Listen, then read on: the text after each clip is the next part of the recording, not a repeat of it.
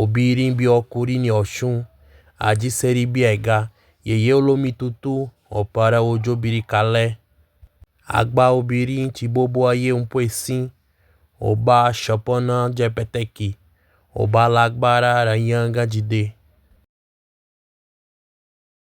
Oxum é uma mulher com força masculina. Sua voz é afinada como o canto do Egá. Graciosa mãe, senhora das águas frescas, ó Pará, que ao dançar rodopia como o vento, sem que possamos vê-la. Senhora plena de sabedoria, que todos veneramos juntos, que come petequi com chopanã, que enfrenta pessoas poderosas e com sabedoria as acalma.